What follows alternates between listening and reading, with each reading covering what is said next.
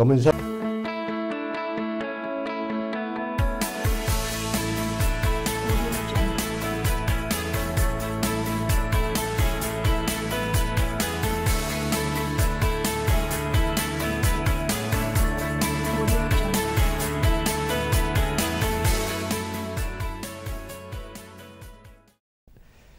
Comenzamos esta segunda parte de este programa que hoy, como veis, estamos aquí en el Centro Rodero, aquí en Rua Mayor, y ahora vamos a hablar con Marcos López, que es psicólogo y que siempre te he visto tratando estos temas de trastornos de atención en el niño. Además de que alguna vez te he oído hablar del coaching. También. ¿Qué es el TDAH? Bueno, el TDAH es un trastorno, un síndrome que ahora mismo es, yo diría que el número uno en cuanto a demandas de consulta en infanto-juvenil. Y tiene que ver con unos problemas de capacidad para mantener la atención, para el trabajo académico, problemas de conducta.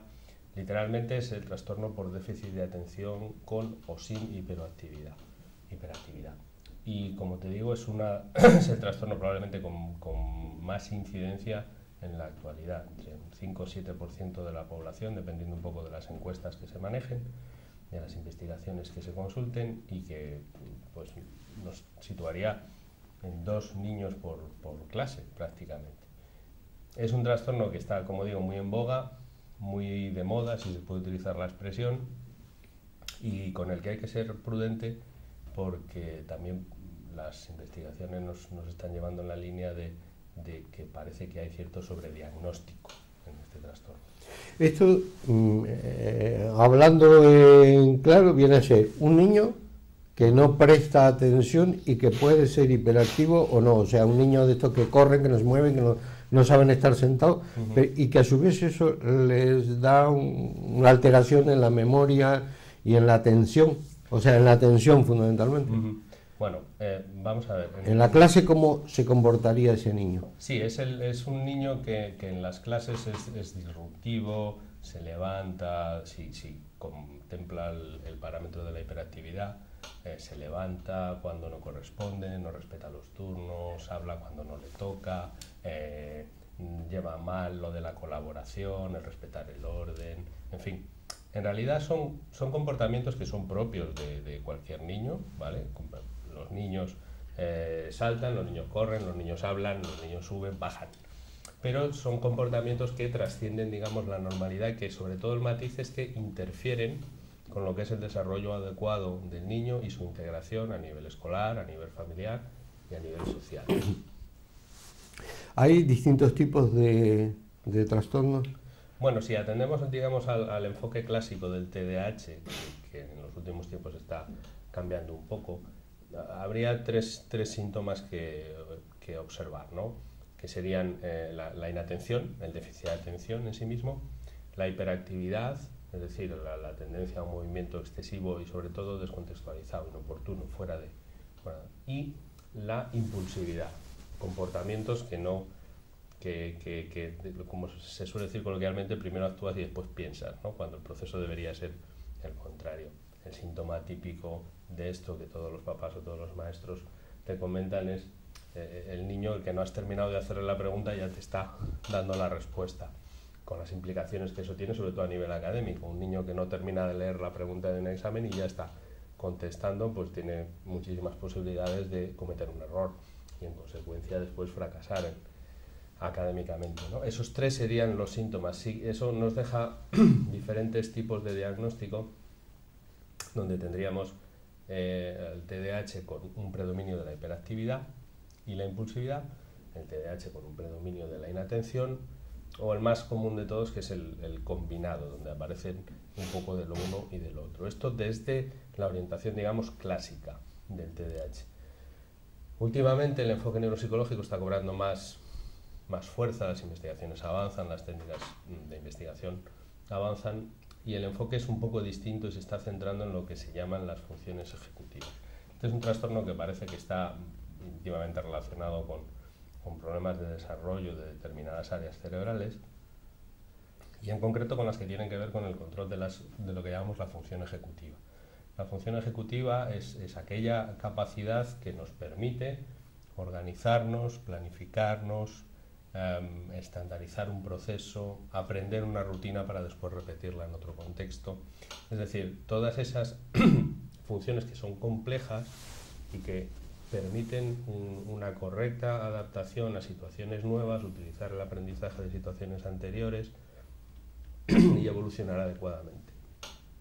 En los niños en los que aparece esta problemática, esta alteración de las funciones ejecutivas, es donde se manifestarían este tipo de síntomas de los que estamos hablando. Esto, normalmente un niño de este tipo llega a vosotros porque en el colegio fundamentalmente ven que hay un niño que su rendimiento en el colegio no es el adecuado. Pero puede haber un trastorno ya desde que se nace. De hecho, se supone que el TDAH es... ¿O solamente en la época académica? A ver, en la época académica es cuando suelen encenderse las alarmas, ¿vale? Pero uno de los criterios diagnósticos es que la sintomatología aparezca antes de los 6 años, que es el periodo de escolarización obligatoria. La mayoría de los casos que nos llegan a consulta están entre los 5 y los 7 años. ¿Por qué? Como te comentaba antes, este tipo de conductas no son impropias de los niños, entre comillas, normales.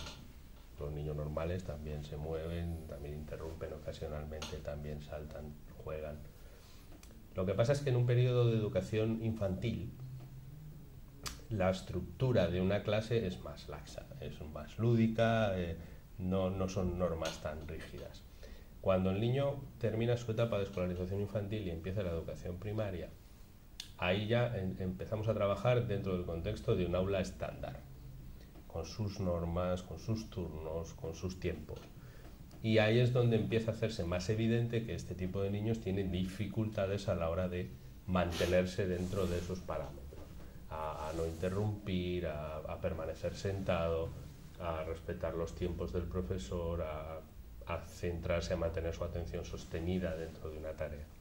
Por eso, entre los 5, 7, te decía antes, 6, 7, primer año de educación primaria, primero, segundo, es donde suelen, como digo, encenderse las alarmas más, porque empieza a hacerse más evidente las dificultades que se tienen para una correcta evolución, siempre de acuerdo con los parámetros actuales, que también admitiría debate esto, ¿no? Pero claro, como son los que tenemos, es a los que nos tenemos que ajustar. Hay en la incidencia de estos factores, ¿por qué es? ¿Porque el niño es anormal? ¿O hay determinados factores, tanto biológicos como psicosociales, que hacen que este trastorno se desarrolle en ese niño en particular? Bueno, sobre esto también hay debate. Parece que hay un componente claro neurobiológico, hereditario, ¿vale? Hay una incidencia importante del carácter hereditario de esta enfermedad, de padres a hijos. Hay una mayor incidencia en varones que en mujeres, en proporción de 4:1. Pero evidentemente también el entorno psicosocial pues tiene cierta influencia sobre que esa problemática se exacerbe, se agrande o se mantenga más contenida. Cuanto un espacio es más estructurado, más ordenado, cuando unos padres o unos educadores son más competentes, más habilidosos en el sentido de saber manejar mejor este tipo de conductas en el niño, pues más fácil es que se conduzcan. Me pregunta si es un niño normal. Esto es importante señalarlo, porque muchas veces cuando los padres acuden a consulta... ¿Qué es lo que más preocupa a un padre? Obviamente, claro. ¿Mi hijo es normal o usted me está diciendo que mi hijo es anormal? Los padres incluso te suelen decir, pero si el niño es muy listo, el niño funciona es muy inteligente y tal. De hecho, sí, la mayoría de los TDAH tienen una competencia intelectual perfectamente normal, incluso superior a la media. O sea, no es un problema de no tener la competencia para realizar las tareas. Es un problema de tener los medios de control adecuado para poder utilizar esas competencias adecuadamente. Digamos que es como, ya sé que quizá el ejemplo no, pero si a un 600 tú le metes combustible para jumbos, pues lo vas a destrozar. No porque el 600 no pueda funcionar, el 600 puede funcionar perfectamente, pero hay que ponerle un combustible adecuado que permita que ese motor funcione adecuadamente. El problema de estos niños no es, insisto, un problema de capacidad, ¿de acuerdo? Es un problema de saber funcionar adecuadamente y respetar determinadas pautas para que esas capacidades puedan aplicarse y desarrollarse con normalidad. Y es ese tipo de trabajo que nosotros intentamos hacer. ¿Cómo se diagnostica esto? Sí, porque aquí esto no se diagnostica por un análisis. No hay un análisis que nos dé un diagnóstico. Un análisis de sangre, me refiero. Sí, no hay ninguna prueba diagnóstica ni ninguna prueba de neuroimagen que absolutamente al 100% te diga esto sí, esto no. Intentamos hacer un screening de la sintomatología que presenta el niño, intentamos entrevistar a los papás y, si es posible, a los profesores también, para poder contrastar un poco la información, la percepción que tanto unos como otros tienen, porque esto es importante. Estos síntomas que el niño presenta tienen que aparecer en varios de los contextos, disculpa, en varios de los contextos en los que el niño funciona. Si esto se restringe a un único área, por ejemplo en el domicilio, o solo en la clase, o solo en las áreas de ocio, entonces en principio habría que pensar en otras posibilidades. Este trastorno tiene que aparecer en casa, en el cole, jugando. En todos los sitios ese niño hiperactivo o falta de atención está en todos los sitios. Digamos que sí, si lo es en todos los órdenes, ¿vale? ¿Cómo hacemos el diagnóstico? Bueno, utilizamos diferentes herramientas, diferentes cuestionarios que nos permiten evaluar un poco sus estrategias, ¿vale? No, insisto, no es un problema de evaluar su capacidad, que normalmente está dentro de la normalidad, sino de evaluar sus estrategias a la hora de utilizar y enfrentar diferentes tareas. Entonces, tenemos diferentes cuestionarios y ahora estamos en trámites de hacernos con una prueba de las últimas que han llegado al mercado. Es una prueba más moderna, de realidad virtual, que simula un aula y que nos permite evaluar de manera más directa lo que normalmente en consulta no podemos ver, que es el funcionamiento del niño en el aula. En este caso es un aula figurada, pero podemos evaluar la sensibilidad del niño a los estímulos distractores, a los ruidos externos, la discriminación entre los estímulos que son relevantes y los que no. En fin, y estamos para hacernos con ella y de aquí a final de año. Muy bien, ahora has diagnosticado que el niño tiene, o supones que tiene un trastorno de este tipo. ¿Y qué hago con el niño? Pues tendremos que hacer algo. ¿Qué le tengo que llevar? ¿Dónde Baltasar para que me le dé pastillas? ¿O tú lo vas a tratar como un psicólogo? Sí, bueno, ¿cómo se trata esto? La ventaja de tenerle en un centro como este, que es multidisciplinar, es que el abordaje puede ser completo. Un abordaje 360 que llamamos nosotros, desde todos los órdenes. Normalmente el abordaje de este tipo de trastornos es multimodal y tiene que ser psicológico, social y educativo como mínimo. Y en algunos casos también farmacológico. Nosotros intentamos ser conservadores con el tema farmacológico porque suele producir mucho rechazo en los padres el que un niño tenga que recibir un tratamiento con este tipo de medicación. Pero siempre tenemos en cuenta que al final la medicación es una herramienta más. O sea, la medicación no es ni buena ni mala en sí misma. Es buena o mala en función del uso que hagamos de ella. Y hay casos en los que el nivel de activación, de agitación, sobre todo de agitación motriz y de déficit de atención, es muy potente. Y entonces o rebajamos un poco ese nivel de activación, o el otro abordaje psicológico, pedagógico, se nos quedaría cortos porque no podríamos funcionar con un motor tan alto de revoluciones. Lo primero es bajarle ese régimen de revoluciones, frenarle un poco efectivamente, y después hacer el otro tipo de abordaje. Ninguno de los tratamientos es sustitutivo del otro. La ventaja, insisto, es que como nosotros disponemos de todos los profesionales, de psiquiatra, de psicólogo, de pedagogo, de terapeuta ocupacional, pues podemos hacer interconsulta, podemos evaluar al niño conjuntamente y podemos hacer el abordaje también de manera sistemática. En un momento conmigo, con el psicólogo, en otro momento con el pedagogo terapéutico, en otro momento con logopeda, si es preciso, con terapeuta ocupacional. Simultáneamente, el niño puede estar trabajando con pedagogía terapéutica, mientras yo trabajo con los padres tema de estrategias para el control de la conducta. En fin, Sí, porque eso es importante, es decir, no solo tratar al niño, sino también a su entorno. Evidentemente la idea es tratar el entorno del niño, porque el niño no es... El niño como individuo no es una entidad que podamos abordar en exclusiva, porque el niño no es el niño solo, es el niño y su entorno. Entonces, si nosotros hiciéramos un trabajo estupendo con el niño, pero su entorno estuviera descuidado, pues no habría una progresión adecuada. De hecho, cuando el niño es muy pequeño, nosotros ponemos incluso más acento todavía, más énfasis en el trabajo con el entorno, porque al final los niños por la consulta pasan una vez, 2 veces a la semana, pero en su casa están todo el día, y ahí es donde las cosas tienen que hacerse bien, y por eso procuramos también instruir a los papás en ese sentido. Y tratáis durante mucho tiempo, pues esto necesita un apoyo psicológico o de cualquiera del equipo múltiple que has nombrado.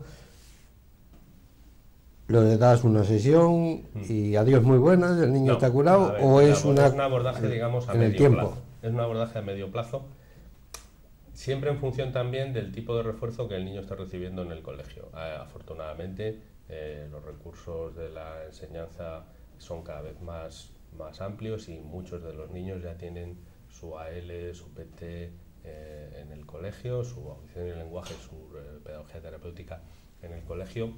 Y en ese caso, si están bien atendidos por ahí, nuestra intervención se minimiza. Si no, pues evidentemente tenemos que hacer una intervención un poco más exhaustiva, y que se alargue más o se alargue menos depende un poco de lo que el niño tarda en afianzar las estrategias que nosotros procuramos enseñarle. Nosotros programamos más o menos el trabajo a un trimestre vista. Y en función de cómo el niño va evolucionando e interiorizando esas estrategias de las que hablaba antes, para aprender a funcionar de manera autónoma, que es el objetivo que nosotros planteamos con el niño, pues entonces por nuestra parte recibe el alta, y si acaso hacemos alguna sesión de control para ver cómo va evolucionando el tema. Pero tiene que seguir, ese tratamiento tiene que ser continuado en el tiempo. Ese tratamiento tiene que seguir...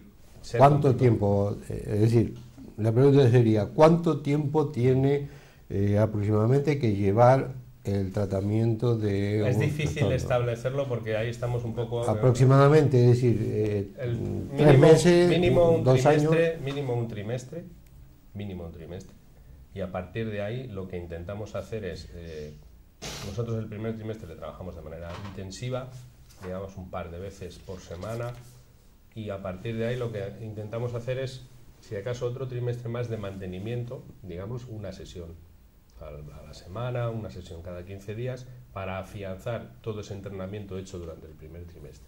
Si eso funciona adecuadamente y nos pasamos un año académico trabajándolo, después el niño puede funcionar con normalidad. O sea, ¿tiene buenos resultados un tratamiento de este tipo? Si se encuentra el tratamiento adecuado, sobre todo en los casos en los que se pauta tratamiento farmacológico, sí que hay que afinar más, porque es verdad que hay niños que muestran una diferencia muy importante de tener el tratamiento bien ajustado o no. Hay niños que con el tratamiento ajustado verdaderamente es un niño diferente y funciona prácticamente con absoluta normalidad, y si no tienes la pauta médica bien ajustada, hay un desequilibrio importante.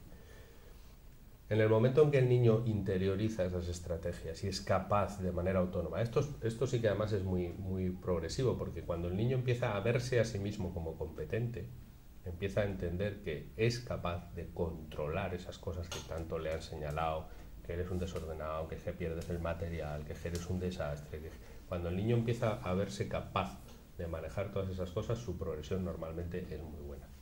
O sea que el niño llega a un control de sus motivaciones, de sus emociones, de... Esa es la idea. Su estrés. Esa es la idea. De hecho, a ver, este es un trastorno que los trastornos no se inventan. Esta problemática siempre ha existido, y es un trastorno que es crónico, esto sí, quiero decir, no se cura. La idea no es curar el TDAH, la idea es dotar al individuo de las capacidades para funcionar con normalidad. Y hay adultos que tienen TDAH y que en su momento no fueron tratados de ninguna manera. pero que con su desarrollo evolutivo han ido creando de manera más o menos acertada sus estrategias para controlarse y poder funcionar más o menos ajustados dentro de la normalidad de la sociedad. Hay adultos que los ves, que son muy inquietos, que se mueven, que tal, de las uñas. Probablemente detrás de eso haya alguien que hoy sí sería tratado de TDAH. Lo que pasa es que la evolución, claro, esas funciones ejecutivas de las que hablábamos antes son propias ya de un desarrollo madurativo de adolescente adulto. Entonces, lo que nosotros intentamos hacer es que el niño, en las primeras etapas en las que empieza a aparecer esa función ejecutiva, se consolide bien. Un adulto, aunque sea con trastorno de TDAH, de alguna manera pone en funcionamiento algunas de esas estrategias y más o menos aprende a contenerse, que igual es la palabra que mejor lo define. Aprende a contenerse, aprende a no interrumpir tanto, pero aún así hay adultos que son muy invasivos, que te meten en la conversación, que no te dejan terminar tus argumentarios. Entonces, un niño al que pueda tener un tipo de trastorno de este tipo, en determinado momento supongo que lo detectan en su centro de estudios. Normalmente, a ver, los papás evidentemente son los que mejor conocen lo que tienen en casa y suelen, cuando el niño ya acude a consulta, suelen comentarte, hombre, pues es verdad que hace tiempo que... Lo que pasa es que, claro, los papás normalizamos lo que tenemos en casa, es lo que vemos todos los días y tendemos a normalizarlo, especialmente si no hay más niños en el entorno. Si hay más niños en la familia, si es el segundo o el tercero de los hijos, o si hay sobrinos alrededor, puedes tener, digamos, algún criterio de comparación para decir, caramba, este no se está conduciendo igual de bien o de mal que el otro, ¿no? Pero si no hay más niños, pues evidentemente hasta que ese niño no se pone en relación con otros, no se hacen tan llamativos ese tipo de problemas. Y eso suele pasar en el periodo de escolarización. Esos niños, los padres detectan su problema o en el colegio detectan su problema y ¿qué hacen? ¿Se ponen en contacto con vosotros aquí en la clínica de...? La mayoría de las veces el proceso suele ser la detección en el colegio informa a los papás de este tipo de problemas que se están detectando en el aula y entonces son los papás los que acuden a nuestro centro, pero casi siempre con la orientación del colegio. Y como te decía antes, afortunadamente la mayoría de los colegios tienen muy buena disposición para colaborar y nosotros utilizamos algunas de las escalas de valoración para el diagnóstico en las que aplicamos la escala tanto a los papás como al tutor del aula para tener esa información que, como te explicaba antes, necesitamos contrastar al menos en esos dos ambientes diferenciados del niño. Necesitamos la información de los papás para que nos evalúen el niño cómo funciona en casa y necesitamos la evaluación del tutor que nos diga cómo funciona el niño dentro del contexto escolar, dentro de la clase.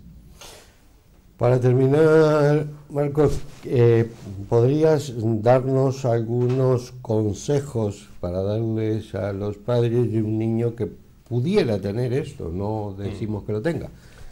Bueno, yo creo que lo primero y principal es no alarmarse y tratar de no etiquetar al niño, que sí que tenemos cierta tendencia a etiquetar a los niños como conflictivos, como revoltosos, como el eres malo, eres revoltoso, eres conflictivo, es que todo lo haces mal, es que eres un desastre, porque ese tipo de afirmaciones pues van creando pozo en el niño y los niños acaban creyéndoselo, claro, y todo el mundo se lo repite, todo el mundo le dice eres un desastre.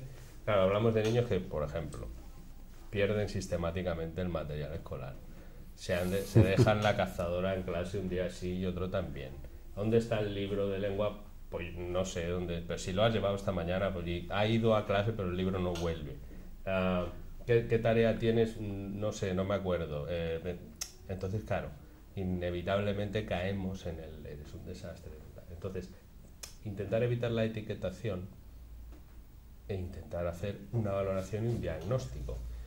La mayoría de los niños, debo decir, que vienen a nosotros para evaluar, terminan no siendo un TDAH.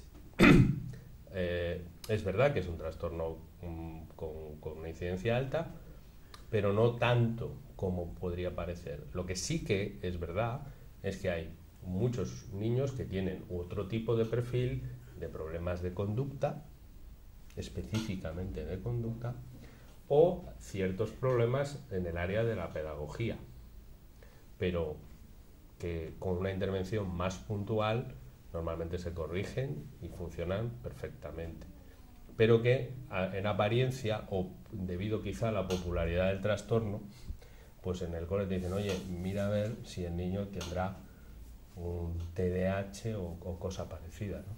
Y, por lo tanto, esos niños vienen aquí, vosotros los podéis atender aquí y en Torrelavega también. Tenemos centro aquí en Santander y tenemos centro en Torrelavega. Desde hace ya unos años hemos abierto allí y funcionamos, el equipo multidisciplinar funciona tanto en Santander como en Torrelavega. Psicólogo, psiquiatra, pedagogía terapéutica, logopedia y terapeuta ocupacional.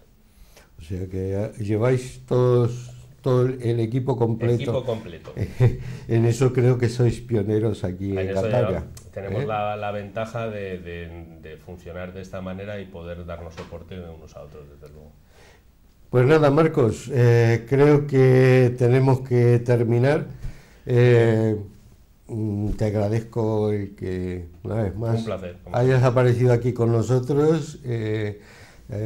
Y agradecemos a la Clínica Rodero y a Baltasar en particular, que es el patriarca que nos ha traído aquí, el comandante, y bueno, a las órdenes para cualquier día que queráis aparecer otra vez por aquí a contarnos algo.